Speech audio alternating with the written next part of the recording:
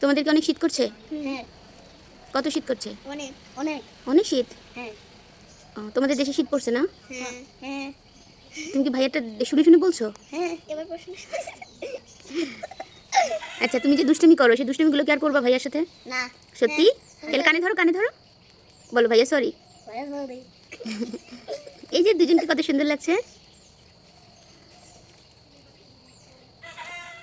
দুই ভাই মিলে কিছুটা দুষ্টামি করলো, তো আমিও একটু ভিডিও করে নিলাম। এদিকে দেখি চাচি শাশুড়ি মুরগিকে খেতে দিয়েছে, তো ভাবলাম যে এখান থেকে কটা মুরগি আমি কিনে নিয়ে নিব, কারণ আমি নতুন খোপ বানিয়েছি, মানে এখনও বানিয়ে আনিনি, বানাতে দিয়েছি। আর এগুলো হলো আমার দেবরের, এটা চাচা শ্বশুরের ছেলে, দেবরের হলো ছাগল। তো ওদেরকে খাওয়ায়, ছাগলগুলো অনেক সুন্দর হয়েছে।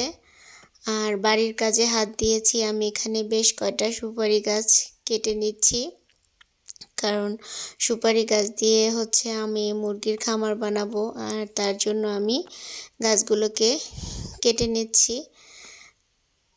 মানে এটা আমার চাচা শ্বশুর, তো নিজেদের মানুষই যেহেতু আমাকে কাজে সাহায্য করে দিচ্ছে, তার তো কোনো কথাই নেই। তো তারপর দেবর বলল যে আমি যেহেতু পারি তাহলে আমি এগুলো হচ্ছে কাজগুলো করে দেই।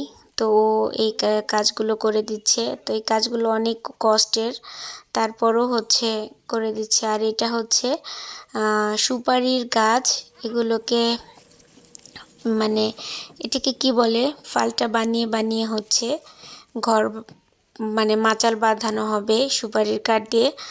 আর এখানে আমি গাছ ভাঙাতে দিয়েছিলাম রান্নাঘরের জন্য, তো গাছ ভাঙিয়ে নিয়ে আমার চাচা শ্বশুর চলে এসেছে। তো এখন এই কাঠগুলোকে আমি বাড়ির ভিতরে নিচ্ছি, নিয়ে এখানে সুন্দর করে রেখে দিচ্ছি। আর বেশ কিছু ইটও ছিল, সেই ইটগুলো মাটির নিচ থেকে উঠিয়ে এনে এখানে সুন্দর করে সাজিয়ে রাখা হচ্ছে।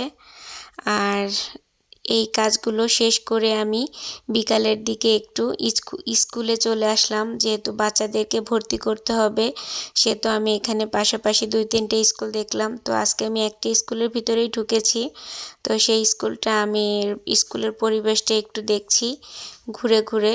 তো আমার কাছে অতটা ভালোও লাগেনি, আবার অতটা খারাপও লাগেনি, তো মোটামুটি লেগেছে। গ্রামের স্কুল যেমনটা হওয়া দরকার তার থেকে একটু ভালো আছে। তো প্রতিটা ক্লাস ঘুরে ঘুরে দেখছিলাম। আর আমার ভিডিওটা যদি